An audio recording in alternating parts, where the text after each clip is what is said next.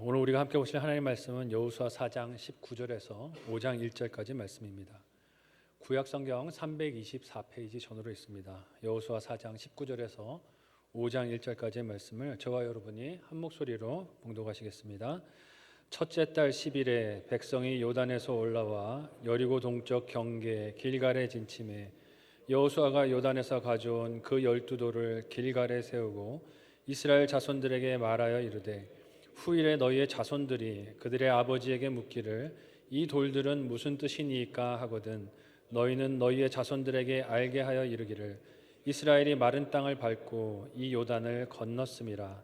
너희 하나님 여호와께서 요단 물을 너희 앞에서 마르게 하사 너희를 건너게 하신 것이 너희의 하나님 여호와께서 우리 앞에 홍해를 말리시고 우리를 건너게 하심과 같았나니 이는 땅의 모든 백성에게 여호와의 손이 강하신 것을 알게 하며 너희가 너희의 하나님 여호와를 항상 경외하게 하려 하심이라 하라.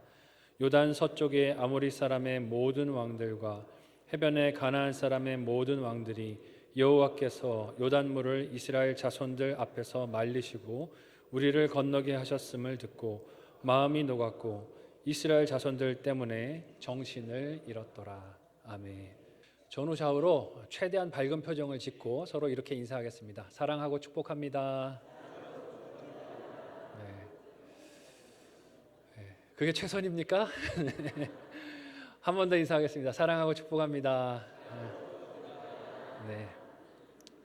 함께 읽은 본문의 말씀을 가지고 길갈의 기념비라는 제목으로 같이 말씀 나누고 은혜 받도록 하겠습니다. 지난 주일에 10주간의 새가족 교육을 마치시고 우리 5분의 성도분들이 세례를 받으셨습니다. 주 안에서 한 지체가 되셨어요. 성만교회에 와서 이렇게 또 세례를 집례할 때마다 하나님이 주시는 감동과 은혜들이 있습니다. 요즘 들어서 교회 성장이 멈추어 있고 새가족들이 등록하는 그 비율이 많이 줄어든다고 하는데 이러한 때에 하나님께서 한 영혼 한 영혼을 보내주시고 5명이나 되는 성도들이 세례를 받는 것 얼마나 감사하고 영광스럽고 기쁜 일인가 하는 생각이 듭니다. 꽃다발을 건네시면서 눈물을 보이시던 집사님들의 모습도 기억이 납니다. 얼마나 감격이 되셨든지 꽃다발을 건네시면서 세례받는 그 모습에 눈물을 흘리시던 모습이 또 감동이 되었고요. 내일처럼 기뻐해 주시던 성도님들의 기쁜 모습도 제게는 참 감동이었습니다. 이 모든 세례 과정을 세세하게 또 준비하시고 섬기시던 모든 분들의 섬김이 참 아름답고 귀한 자리가 아니었나 하는 생각이 듭니다. 그래서 설교 시간에도 이렇게 인사를 나눴고 세례식 마치고도 이렇게 인사를 나눴는데요. 많은 성도분들이 웃으셨어요. 오늘 한 번 더 인사하겠습니다. 돌아가기는 틀렸습니다. 네, 돌아가기는 틀리셨어요. 세례받기 이전의 삶으로 돌아가기는 망하기는 틀리신 인생이 되셨습니다. 그래서 세례받은 새가족 중에 한 부부가 또 오셔서 저랑 인사를 나누셨는데 제가 인사하면서 이제 아셨죠? 돌아가긴 틀리셨어요. 이랬더니 막 웃으시더라고요. 집에 가시고는 또 그런 이야기도 하셨다고 이야기를 들었어요. 진짜 돌아가긴 틀린 것 같아. 이제는 성만교회에서 잘 뿌리 내리고 살아야 될 것 같아 라는 이야기를 하셨다 그래서 또 참 은혜가 되었습니다. 한 성도의 세례는요 그냥 남의 이야기가 아닙니다.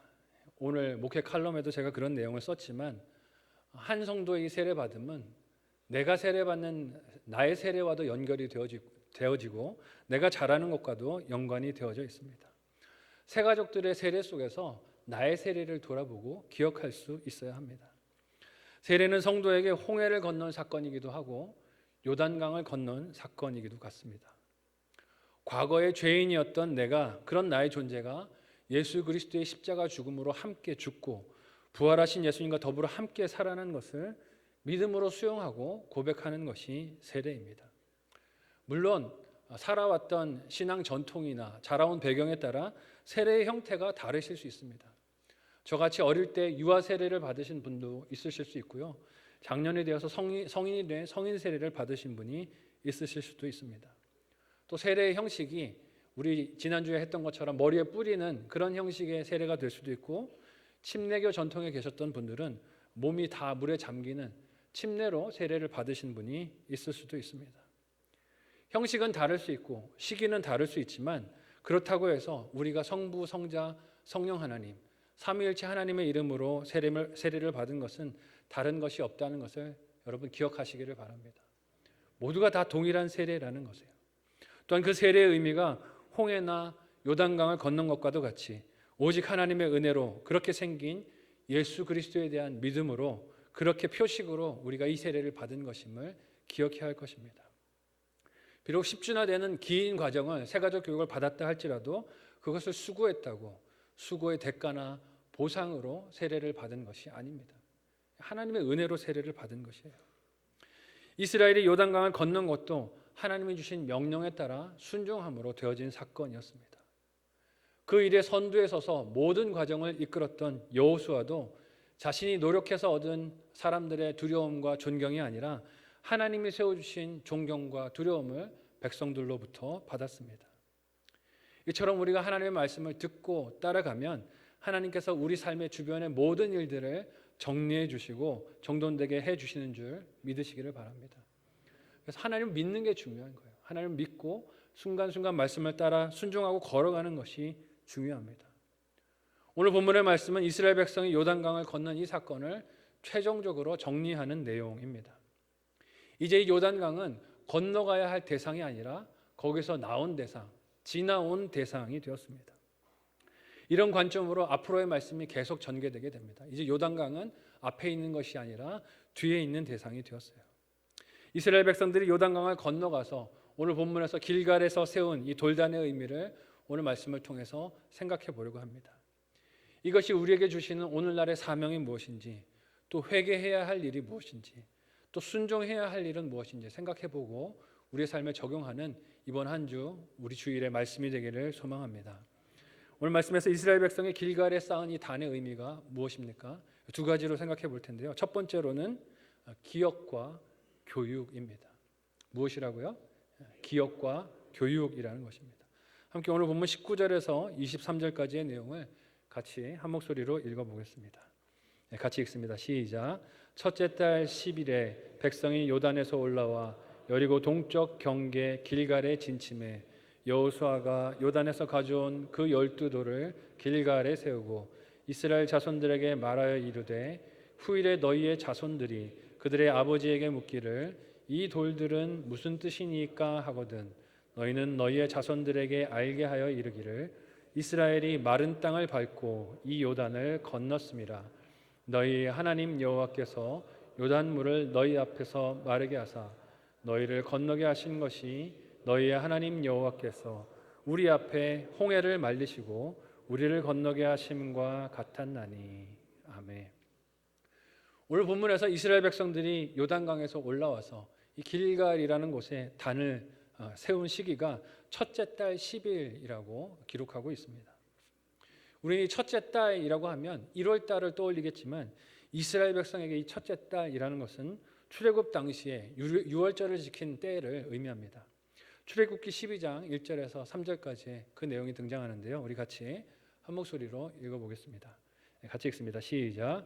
여호와께서 애굽 땅에서 모세와 아론에게 일러 말씀하시되 이 달을 너희에게 달의 시작 곧 해의 첫 달이 되게 하고 너희는 이스라엘 온 회중에게 말하여 이르라. 이 달 열흘에 너희 각자가 어린 양을 취할지니 각 가족대로 그 식구를 위하여 어린 양을 취하되. 아멘. 하나님 과거 이스라엘 백성들이 애굽에서 떠나올 때 유월절을 지키던 그때가 이스라엘 백성의 첫 달 1월 달이 되게 하라고 명령하셨습니다. 오늘 말씀에서 이스라엘 백성이 이 요단강을 건너서 길갈에 이른 시기가 언제라고 말하고 있습니까? 첫째 달이라고 해요. 첫째 달 10일입니다. 이스라엘 백성들이 유월절에 잡을 양을 선별해서 취했던 날이 이 첫째 달 10일이었는데 그날에 이스라엘 백성들이 요단강을 건너서 길갈에 단을 쌓은 것입니다.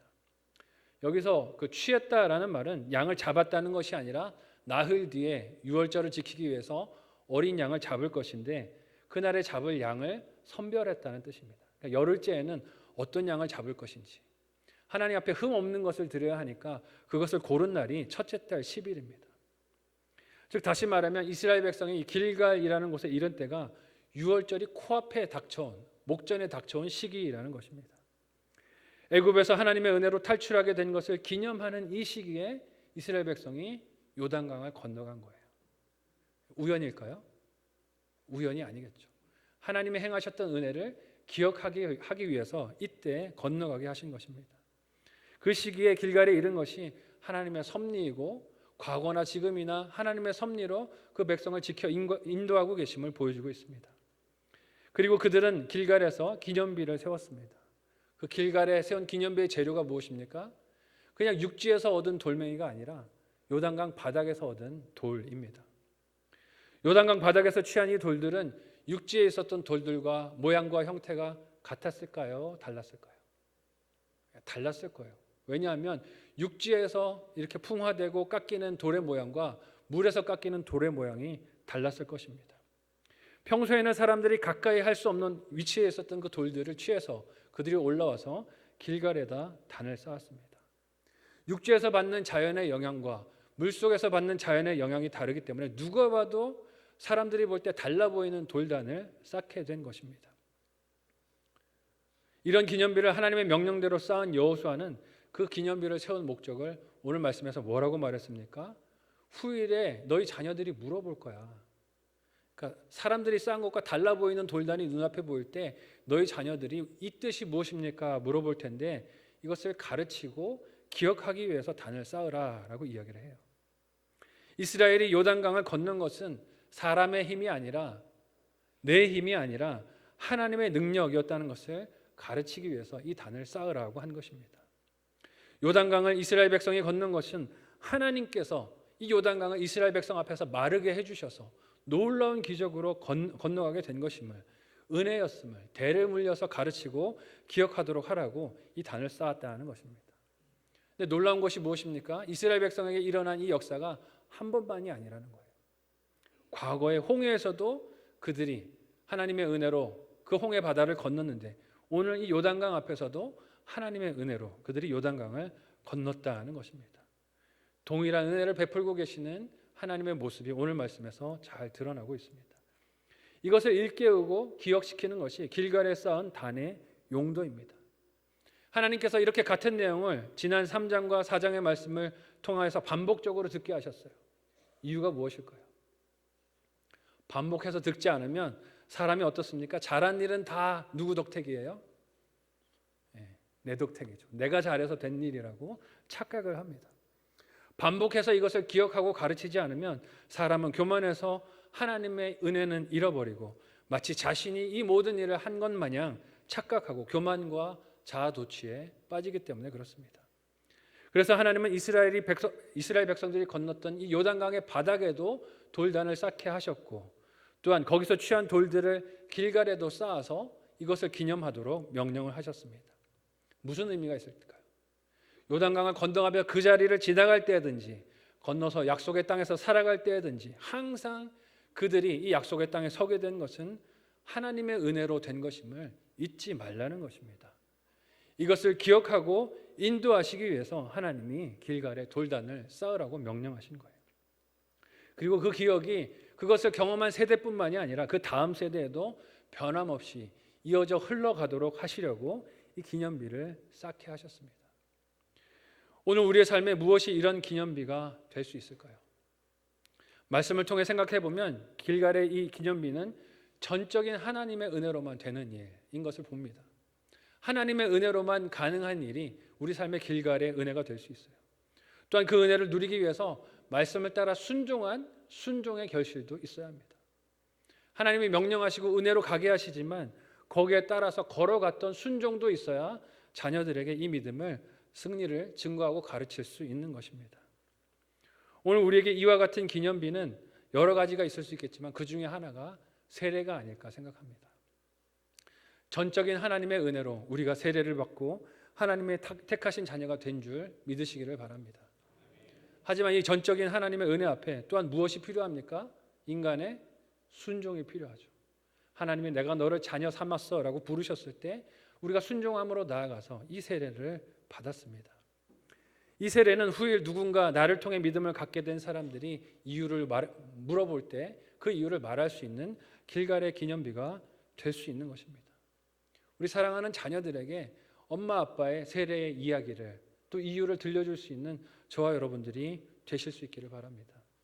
나의 신앙 고백을 우리 자녀들에게, 믿지 않는 영혼들에게 말해줄 수 있는 그 인생이 진정으로 축복의 통로인 줄로 믿습니다. 한번 첫 번째로 생각하고 또 묵상하고 적용해 보시면 좋겠어요. 첫 번째 묵상 적용 질문을 드립니다. 내가 받은 세례를 한번 잘 기억해 보세요. 나의 세례는 어떻게 기억되고 있습니까? 나의 세례는 어떻게 기억되고 있습니까? 구원하신 하나님의 은혜를 기억하고 계십니까? 나를 구원하신 하나님의 은혜를 기억하고 계십니까? 이 나의 세례를 간증하고 전해 주어야 할 사람은 누구입니까? 내가 받은 이 세례의 이야기를 전해주고 가르치고 기억시켜야 할 사람이 누구인지 생각해 보시면 좋겠습니다. 우리 가정에서 자녀들에게, 목장에서 또 새로 오신 새 가족들에게, 아직 예수님을 알지 못하는 이들에게 나의 세례를 말해줄 수 있는 우리가 되었으면 좋겠습니다. 마지막 두 번째로 이 길갈의 기념비는 하나님의 권능을 드러내고 알게 하는 것임을 오늘 말씀을 통해서 보게 되어집니다. 함께 오늘 본문의 24절 말씀을 한 목소리로 읽어보도록 하겠습니다. 같이 읽습니다. 시작. 이는 땅의 모든 백성에게 여호와의 손이 강하신 것을 알게 하며 너희가 너희의 하나님 여호와를 항상 경외하게 하려 하심이라 하라. 아멘. 길갈의 이 기념비는 기억과 교육만이 목적이 아닙니다. 24절 우리가 읽은 말씀의 본문을 보니 이 기념비가 땅의 모든 백성에게 여호와의 손이 강하신 것을 알게 하는 역할을 한다라고 말해요. 하나님을 믿지 않는 백성들도 이 길갈의 단을 보면 하나님이 권능이 대단하신 분이구나 하는 것을 드러내는 데 목적이 있다는 것입니다. 또한 이스라엘 백성들이 하나님을 항상 경외하게 하시려는 목적이 있다고 하세요. 항상 어느 때든지 하나님의 권능을 기억하고 경외하고 돌아보게 하려는 목적이 있다고 합니다. 한마디로 길갈에 쌓은 기념비가 표하는 것은 하나님과 그 하나님의 권능입니다. 이런 하나님의 위대하심과 권능을 나타내 보이려는 대상이 누구라고 본문이 이야기합니까? 땅의 모든 백성과 하나님의 택하신 백성, 주의 백성들이에요. 즉 온 세상 천하 만민들에게 하나님과 그 권능을 나타내시기 위해서 이 길갈에 기념비를 쌓으라고 하신 것입니다. 이 길갈의 기념비가 자연 만물도 하나님의 권능 아래 순종했다라는 것을 기억하고 돌아보게 하는 그런 기념비가 되는 것입니다. 이 길갈의 기념비는 우리 인생의 삶의 목적을 잘 보여줍니다. 이사야 43장 21절이 말하듯이 하나님께서 그의 백성을 지으신 것은 하나님께 찬송을 부르게 하려 함이라 라고 말씀하셨는데 우리 인생 목적이 이 길갈의 기념비에도 녹아 있는 것을 봅니다. 나의 이름이 아니라 나를 구원하신 하나님의 이름, 나를 인도하셔서 요단강을 건너가게 하신 그 하나님의 이름을 내 삶으로 나타내 찬양하고 영광을 돌리는 것입니다. 길갈의 기념비는 그것을 기억하는 자리라는 거예요. 이스라엘이 하나님과 그 권능을 온전히 드러내는 표징으로 삼아야 했던 승리, 거듭남의 경험이 나의 능력이나 자질을 드러낼 도구가 되지 않도록 하나님께서 이 기념비를 쌓으라고 말씀해 주신 것입니다. 즉 우리가 성도가 되고 그리스도인이 된 것, 어떤 은사를 받아서 교회를 섬기는 역할을 하게 된 것, 직분을 받은 것, 책임을 받은 것, 섬길 수 있는 귀한 역할들을 주신 것은 사명에 충성하고 하나님의 영광을 드러내라고 주신 것이지 내 이름을 드러내고 내 수고를 자랑하라고 주신 것이 아니라는 것입니다. 사람의 마음이 욕심이 어떻습니까? 조금만 수고한 게 있으면 누구를 내세우고 싶어요? 나를 내세우고 싶어요. 내가 좀 잘했다는 것을 인정받고 싶어 합니다. 이 길갈의 기념비는 교만의 자리로 우리의 마음을 이끄는 유혹과 작은 가능성들과 혹은 핑계들을 끊어주시는 하나님의 사랑인 줄 믿으시기를 바랍니다. 사랑하셔서 이 단을 쌓고 늘 보고 기억하라고 하시는 거예요. 네 수고가 아니야. 네 노력이 아니야. 네가 수고해서 들어온 땅이 아니야. 그걸 잊지 말라고 하나님이 기념비를 세우도록 명령하신 거예요. 이를 막아줄 수 있는 방편이 길갈에 세운 기념비인 것입니다. 그래서 우리에게 길갈의 기념비 같은 상징이나 기억이나 혹은 분명한 경험이 있는 것은 참으로 감사한 일입니다. 내가 한 것이라고 생각이 올라오려고 할 때마다 아니야, 이건 하나님이 하신 일이야 하는 것을 기억할 수 있는 이야기들이 있다면 참 그것이 복된 인생이에요. 내가 교만으로 하늘 나그네의 길을 벗어나려 할 때마다 나를 원래의 여정으로 돌아가게 해주는 길잡이가 되어주기 때문에 그렇습니다. 이런 관점에서 보면 내가 받은 은혜와 감동 혹은 하나님이 주신 승리의 진정성을 분별할 수 있는 장치가 평소 나의 생각과 입술을 거치며 나오는 그런 언어들이 아닐까 하는 생각이 듭니다. 우리의 입술의 언어들을 좀 잘 돌아보셨으면 좋겠어요. 평소에 교회 일들을 하시면서 예배를 드리면서 내 입과 언어로 나오는 말들이 무슨 말인가 좀 돌아보면 좋겠습니다. 입으로는 하나님의 영광을 드러내고 높이는 것 같지만 어려운 순간만 오면 내가 한 일, 내가 성취한 것들, 내가 노력한 것들을 주장하면서 생색이 올라온다면 그 사역은 길갈의 기념비가 아닐 것입니다. 끊임없이 내가 수고한 것, 내가 교회에 헌금한 것, 내가 시간을 들인 것 계속 내세우면서 섭섭하고 서운하고 원망하는 마음을 많이 보인다면 지금 내 시선이 하나님보다 나에게 더 많이 가 있는 증거라고 할 수 있을 것입니다. 하나님은 약속의 땅으로 진입하는 이스라엘 백성들이 자기들의 힘이나 무기나 능력이 아니라 함께 그들 속에 계시고 걸어가신 하나님의 힘으로 그렇게 이 땅에 들어온 것을 늘 기억하고 의지하기를 원하셨습니다. 왜일까요? 이제 가나안 땅에 들어가면 거기에는 더 많은 시험들이 찾아오기 때문에 그렇습니다. 하나님 아닌 더 많은 것들이 믿을만해 보이는 존재들로 찾아오고 유혹으로 밀려올 것이기 때문에 그렇습니다. 그래서 하나님께서 이 기념비를 쌓고 이스라엘 백성뿐만이 아니라 이방 나라의 사람들도 하나님의 권능을 보도록 만들어 주신 것입니다. 가나안 모든 백성들 눈앞에서도 하나님의 손이 강한 것을 드러내 알게 하실 필요가 있으셨습니다. 그래서 요단강을 마르게 하셨고 길갈에 단을 쌓아 이 하나님의 권능을 기억하고 돌아보게 하셨어요. 이렇게 하나님께서 일하시는 권능이 나타나고 그 백성이 이를 알고 높일 때 이를 보는 이민족들에게 오늘 본문 5장 1절의 반응이 일어났다고 기록하고 있습니다. 함께 오늘 본문 5장 1절의 말씀을 한 목소리로 같이 읽어보겠습니다. 같이 읽습니다. 시작. 요단 서쪽의 아모리 사람의 모든 왕들과 해변의 가나안 사람의 모든 왕들이 여호와께서 요단물을 이스라엘 자손들 앞에서 말리시고 우리를 건너게 하셨음을 듣고 마음이 녹았고 이스라엘 자손들 때문에 정신을 잃었더라. 아멘. 뭘 잃었다고요? 정신을 잃었답니다. 하나님께서 하신 이 일들을 보고 이민족들이 마음이 녹고 정신을 잃었다라고 기록하고 있습니다. 하나님이 나타내신 이 권능 앞에서 요단강의 서쪽과 동쪽을 가리지 않고 모든 이민족들이 마음이 녹았습니다. 이는 과거 여호수아 2장 말씀에서 이스라엘의 정탐꾼들이 여리고 땅에 들어갔을 때 라합을 만났을 때 라합을 통해서 들었던 그들의 마음 상태와 같은 것을 알 수 있습니다. 우리 함께 여호수아 2장 10절에서 11절까지의 본문을 한 목소리로 읽어보겠습니다. 같이 읽습니다. 시작. 이는 너희가 애굽에서 나올 때 여호와께서 너희 앞에서 홍해 물을 마르게 하신 일과 너희가 요단 저쪽에 있는 아모리 사람의 두 왕 시혼과 옥에게 행한 일 곧 그들을 전멸시킨 일을 우리가 들었습니다. 우리가 듣자 곧 마음이 녹았고 너희로 말미암아 사람이 정신을 잃었나니 너희의 하나님 여호와는 위로는 하늘에서도 아래로는 땅에서도 하나님이시니라. 아멘. 이스라엘 백성의 말이 아닙니다. 이방인의 입에서 나온 말이에요. 하나님께서 너희를 홍해로 건너게 하셨다는 이 이야기를 듣고 우리 마음이 녹았다. 정신을 잃었다. 라합이 했던 말입니다. 근데 그 말했던 것처럼 하나님께서 지금 홍해를 건넜듯이 요단강을 이스라엘 백성으로 건너게 하셨어요. 그 권능이 얼마나 변함없고 확실한 것인가 하는 것이 드러난 것입니다. 과거 홍해 사건은 이 이민족들이 소문으로 들었던 이야기인데 이 요단강 사건은 어떻습니까? 눈앞에서 본 사건이에요. 기가 막힌 거죠. 소문으로 들었던 이 이야기가 눈앞에서 실제로 벌어진 것입니다. 하나님이 이처럼 그 권능을 모든 민족에게 나타내 알게 하시고 택하신 이스라엘 백성이 그 하나님을 경외하고 순종하도록 이끄시기 위해서 길갈에 이 기념비를 세우게 하셨습니다. 교만하여 넘어지지 말라고, 하나님의 은혜인 것을 잊지 말라고, 우리의 구원이 하나님의 전적인 은혜로 된 것임을 늘 기억하라고 이 길갈의 기념비가 서게 하신 것입니다.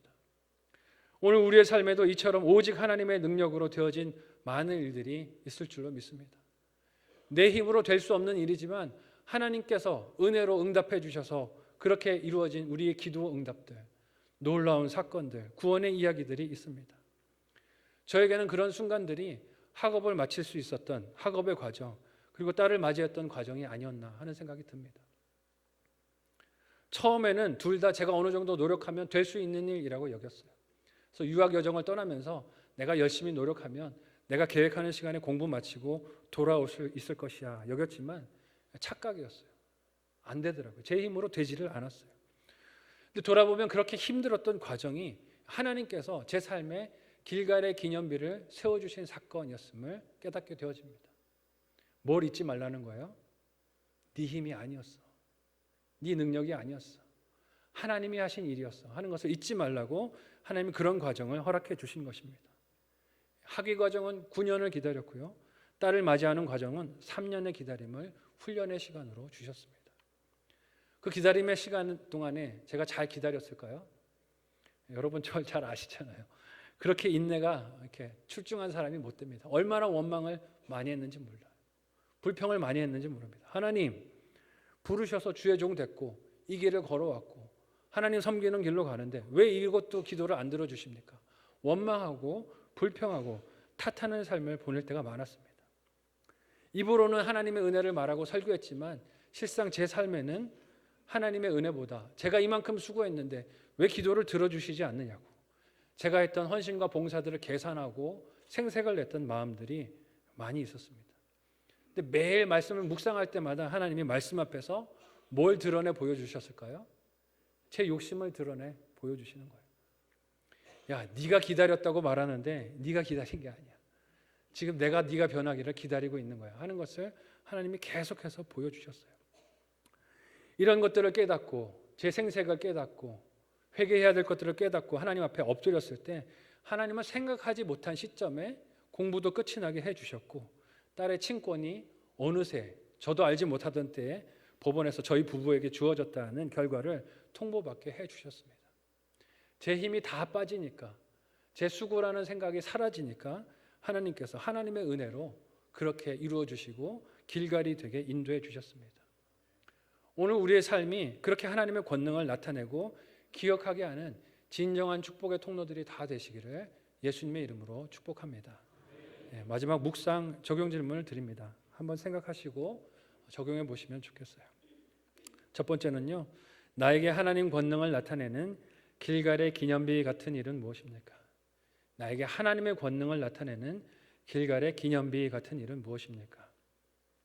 두 번째 질문은요, 자랑하고 싶은 성공, 자랑하고 싶은 성취, 자랑하고 싶은 수고가 있으십니까? 누구나 있을 거예요. 내가 수고해서 이만큼 된 거야 라고 말하고 싶은 성공과 성취와 수고가 있습니까?